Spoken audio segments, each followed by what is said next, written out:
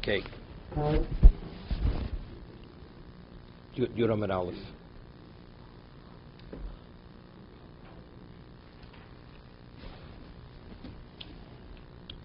The Mishnah says over here that any financial document, if you have an 8 kusi, kusi is a Jew, we hold kusim geri emes, but they're suspect that may be lying.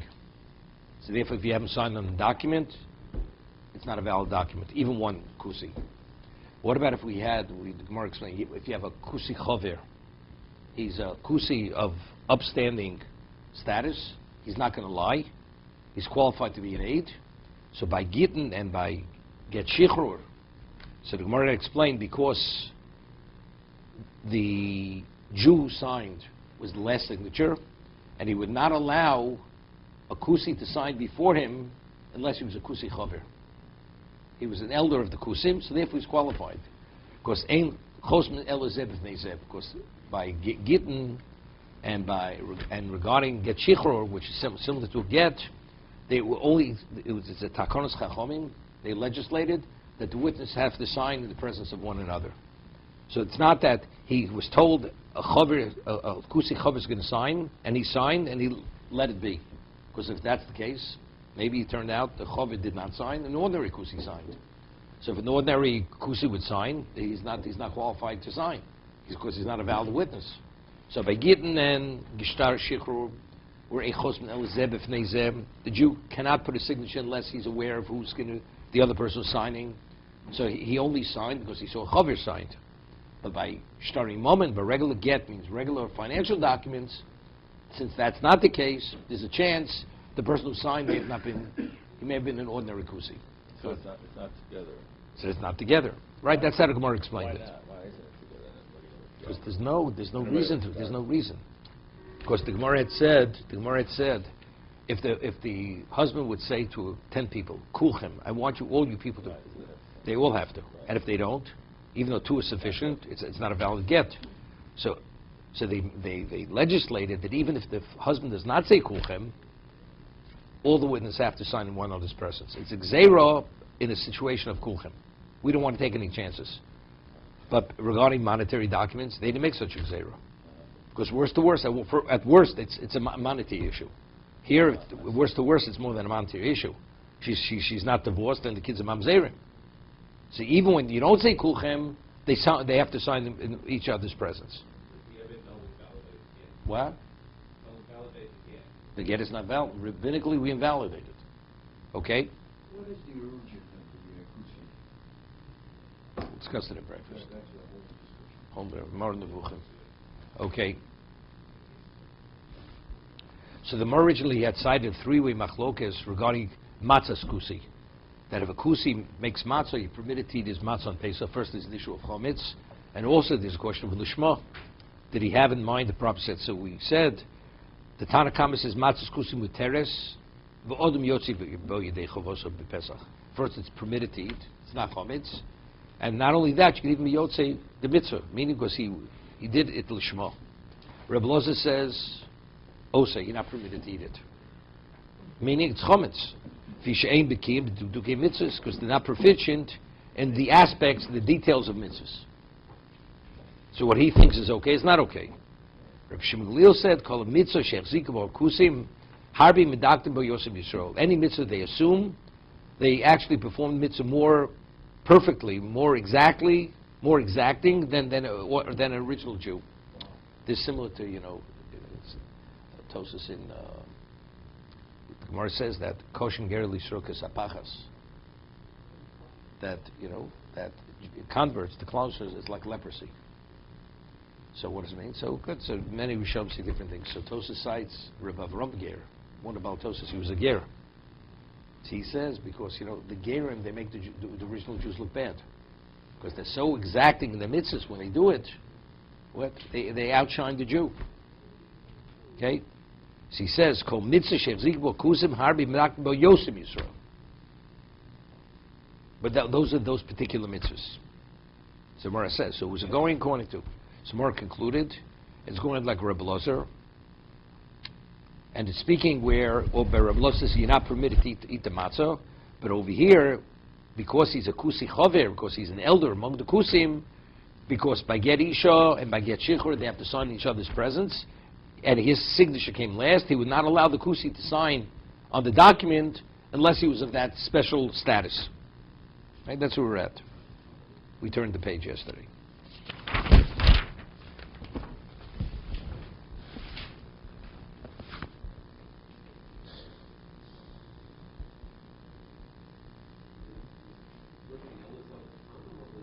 No. Originally, no, we recorded. No, this is Rabbi Loza to what? No, Rabbi Loza said that's not Amora. Omer Rabbi Loza lo ichshira bo ele eid echad kusi b'vad. That's the Amora. But we quote Rabbi Loza in what? In the Brisa regarding matzah. That's the Tana. That's the Tana.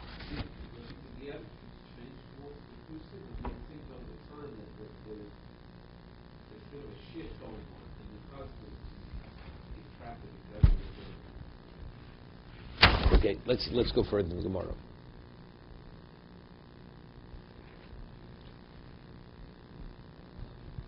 Gufa, Omer Rabbi Lozer, lo ichshiru bo ela eid echad, kusi b'levod. Then when we say kusi, if he signs on a get isha or a get shichrur, it's speaking about there's one kusi, a kusi, and then there's a Jew signed after the kusi, as we explained. Because the Jew would not sign unless the kusi who signed before him was a kusi chaver. This is Rabbi Loza. He says that the Mishnah says kusi, there's only one kusi. Or says my kamashlan. Tanino. That's exactly what the Mishnah says. Kol get she'eshlav eight kusi posul. Right? It says an ordinary get. Get means an ordinary monetary document. It says if you have an eight kusi, even one, it's posul. So if that's the case, it's explicit. So what's Rabbi Loza? Rabbi Loza is telling me something that's explicit in the Mishnah. Rabbi Loza says, he says, when we say a monetary document that is an 8 kusi, it's possible, even one. So the Gemara asks, that's exactly what the Mishnah says. A monetary document has even one 8 kusi, it's possible. So what's Rabbi Loza adding? Right? Shnai Mosem Betalis. Right, the Mishnah. 2 people hold the talis, and each one claims. So he says, if 2 people hold the talis, and each one says it's all, and each one has to swear. Minimally 50% this is. So what are you telling me? That's what the Mishnah says. Rabbi Loza's the Mora. His responsibility is to elucidate the Mishnah. But if the Mishnah is explicit and there's no way to understand it other than the way it's stated, what's he adding? What's he coming to tell me? He says, when the Mishnah says that by a monetary document, 8 kusi is possible, even if you have one.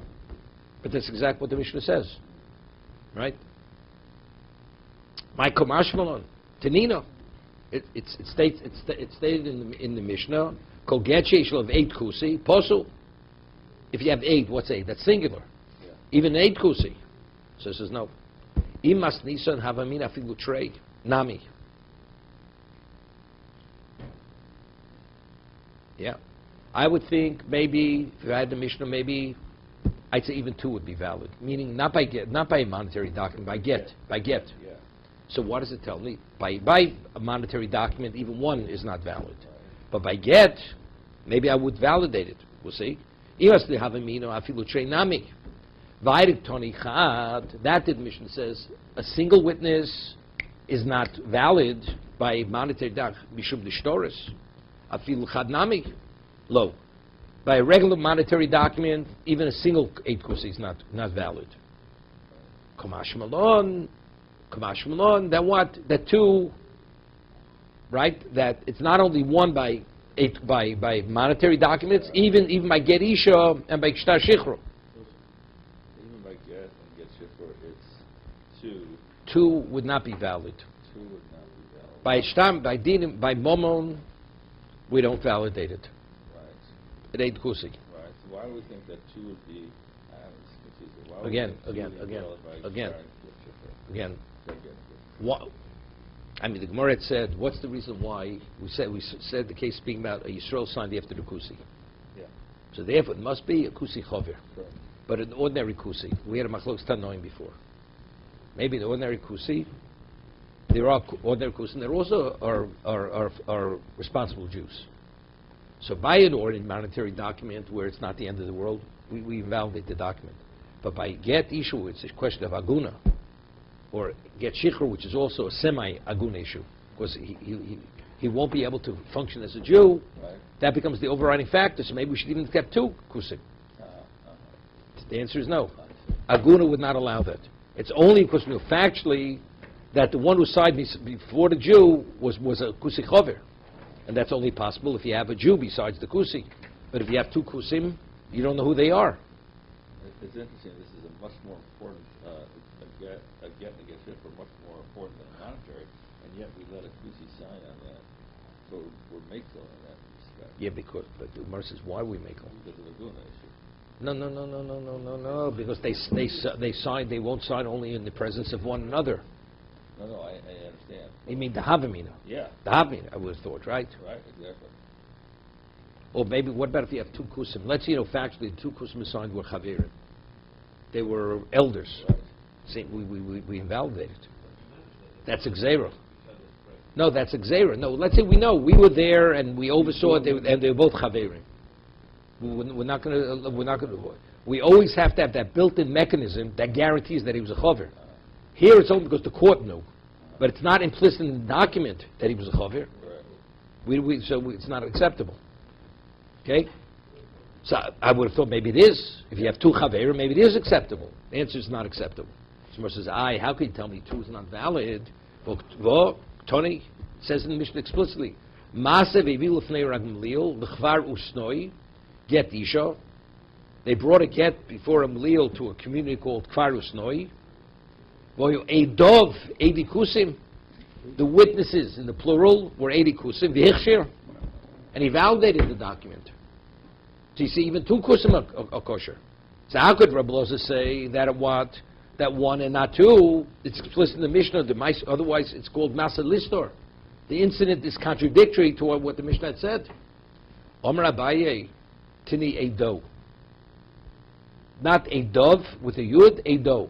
It's witness, right? That's singular. Ravam no, lolam trey.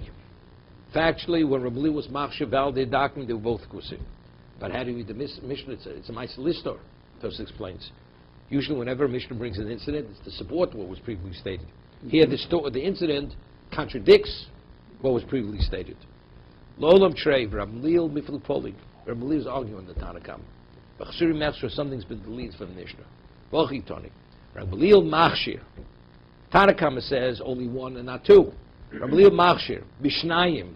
And then it brings the incident to support Rabbi Leil's position. Umasid Nami Shivil Lefnei Rabbi Leil Lekfar Usnoi Get Isha Voyu Eidov Eidin Kusim Vehechshir. Okay? And he validated it. So Tosa says, Rava says even 2 are valid. So if you remember the Gemara Amanal asked, said, any mitzvah which they're muhzik, the kusim, they keep it. So Tosa says, not that we're speaking about a kusi chover, even ordinary chover. Kusim who sign on a get, they don't play games. Monetary, they can't be trusted. But if a kusi signs on the get, he's not going to sign on a get unless it's what? It's a valid get.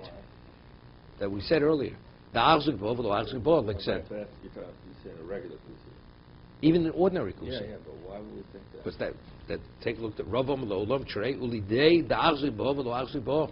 It's more Raman Aleph. He said any mitzvah. Rabbi Loza said any mitzvah the kusim assume they're more meticulous in the performance of that mitzvah even more than a Jew, right? So we're talking pick and choose. So regarding Get Isha, there's no kusi would sign on Get Isha unless it was absolutely, unless it's truthful. And then They focus on that mitzvah. They're good. Whatever it is, for whatever reason, that's what they chose. They chose Get Isha, Get Shikru. Maybe they appreciate Mamzerus or whatever it is. Therefore, they're much more careful.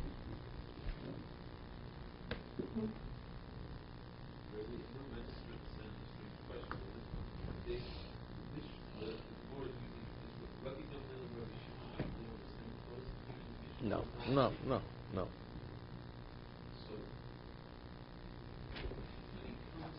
when he comes before Rabbi Gamliel in Palestine, who's he coming before?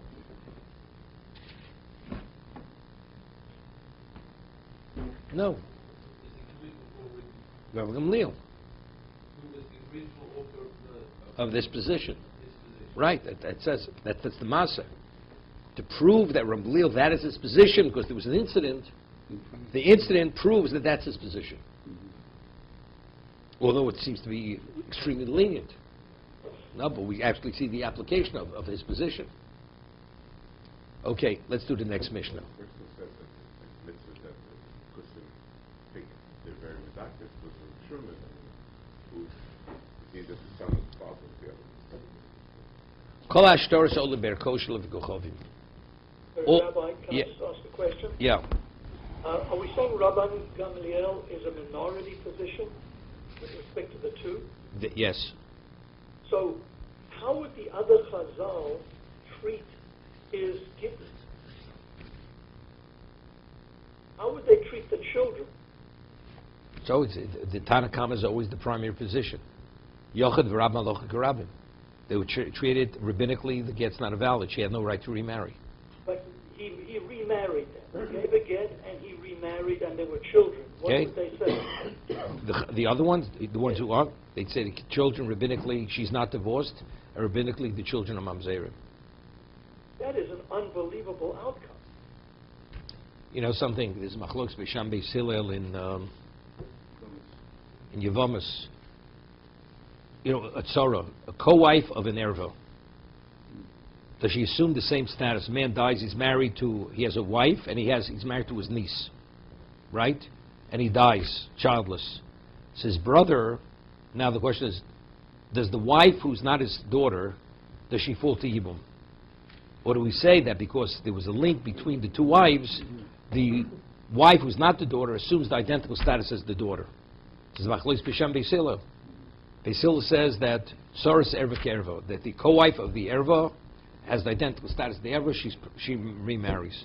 Beis Shammai says no, that the co-wife of the daughter, he performs Yibum. But you understand what they're arguing. We're talking about, it's incest. According to Beis Hillel, it's incest. Beis Shammai says no, it's a mitzvah. And the Gemara says they did not intermarry one another. Because according to Beis Shammai, the mamzerim, according to Beis Shammai, what he says is a mitzvah, according to Beis Hillel, is incest. So what are the children? Children are mamzerim. So therefore, the communities of Beis Shammai still did not intermarry because of this. So it would be no different than this. Okay.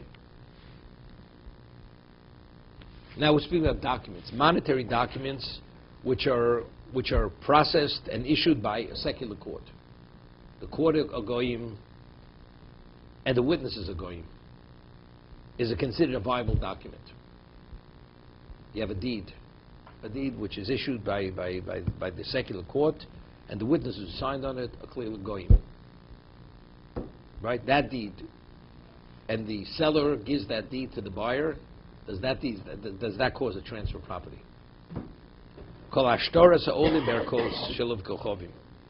All documents that are issued by the court, the non-Jewish court, not only is it issued by the court, even if the witnesses who sign on the document are non-Jews, kshevim, it's valid. The Gemara is going to have a discussion in a moment. Are we speaking about a shtar raya? It's only a proof document, or it's actually it's through the document the acquisition took place. It caused the transfer. It was the mechanism of transfer. Shtar halva is a shtar raya, right? The document proves that. What's the lender doing with the document unless he borrows money? But what's the basis for the obligation? The loan. But let's say it's a deed.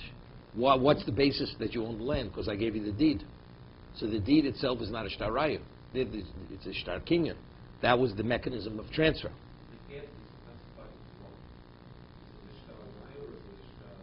Get isha. No, that severs. That's shtar kinyan. That's shtar kinyan. It's equivalent to that. That terminates the marriage.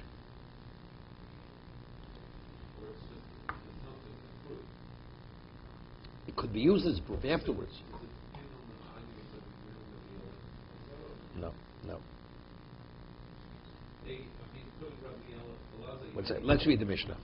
So all documents that are issued by the non-Jewish court although even though the signatures are non-Jews, ksherim. Chutz b'gidei noshim v'shuchei avodim. But let's see, the non-Jewish court issues a get, a similar situation, or a shtar shichrut, it's possible. Reb Shimon Omer, af elu ksherim. No. That the get that's issued by the non-Jewish court and the signatures are non-Jews, it's kosher. Lo huskru ela b'zman she'nasu behedjin. We'll see. It's only if the judges are ordinary judges, that's when we say it's not valid. But if they're upstanding judges, although they're not Jewish, it's valid. More will explain. Well, why would a non-Jewish court bother themselves with Gitten? It's not their business. It's not their... You want to get married, you get a marriage certificate, right? Yeah. So, same thing. You want to get divorced, you go to the court and they issue a divorce, a writ of divorce. Yeah, but it has nothing to do with the get. It's according to the law of your country. That's what we're talking about. That's exactly what we're talking about. Okay? So the Mishnah says, regarding all documents, which are monetary documents, although it's issued by the court and it's signed by non-Jews, it's valid. It's effective. But the problem is, you have two types of documents. You have what we call document of proof. Then you have a document which actually that was the instrument of transfer. Shtar rayu or shtar kinyon. So we're not differentiating between a purchase or a gift. Now, if I want to purchase a piece of property, a goy, right? Story Avram Avinu with Ephron paid cash. So let's say Ephron wrote him a deed. What is the deed? A receipt. That's only proof that he gave him the money. It's not the instrument of transfer. Correct. But let's say a goy wants to give somebody a gift. So there is no exchange of money. Right. So the deed, the document causes the transfers. That's Mor's question. The Mishnah does it says any monetary document which relates to monetary transaction or transfer, whether it's a mecher is a shtar rayu. Mecher would be a proof of, because he paid money, but matona, there the document is the instrument of transfer. So Bishlam mecher, I understand the document which was used as a sale document. Mechiyov zuzi kamayu, hu dekona. When the non-Jew received the money, he gave him money, he acquired it immediately on a Torah level, rabbinic level. Ushtor rai balu. So that rabbinically we're validating the document has nothing to do with the transfer, correct? That's purely a proof of purchase. Dilo yov zuzi kamayu, because they're upstanding judges, unless the money was given, lo mara lo mara nafshayu. The kastli shtora, they're not going to in any way do anything which is going to reflect poorly on them, which compromises their integrity. They're not going to, because they're ekos. Ekos means they're judges of standing, of status. Elamatono, but a gift where there's no exchange of money, there's no consideration. My kokoni, what's the basis for the acquisition? Evidently, it's the document. Lav baishtaro, so evident yes, it's the document. The deed itself being given by this owner to the buyer, that's the cause of the transfer. Baishtar chas balmu, but it's no different than a piece of pottery, right? Because again, since it's being issued by the non-Jewish court and the signatures are non-Jews, it has no viability. So if it has no viability, what causes the transfer of property? It has no viability because it is the method of transfer. And since it was written by a non-Jew, or it was signed by non-Jews, right. it has no value. But it's different than a mecher, though. That's what we say. A mecher would be, it's okay because that's not the method of transfer. What caused the transfer of the money, exchange of money? Exactly. So we say this. It's like an anand sadi. Because the judges of status, right. They're not going to write a legal document in any way which is going to compromise their integrity or their reputation. But why? If it's a corrupt system. But why would we say that? How do we know that for a matana type document that a non-Jew would be invalid? How do we know that? Because Torah says a non-Jew is not a qualified witness. A shtar has to have edim.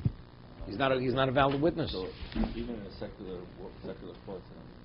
So how does it work? Meaning like this: if we have an anand sadi that the deed is a valid deed where the transfer took place by money, with exchange of money, Torah says it's fine. Because what is the deed? The deed is only an indication that money was given. Right, I see, yeah. So if money was given, so what's the cause of the transfer? The money. And since we have, even though witnesses are not qualified as witnesses, but they still created Anan Sadi, say with certainty that money was given, because these type of people would not put their names on a document unless it's true. So I'm not believing them as witnesses. I'm just believing that based on circumstance to be continued.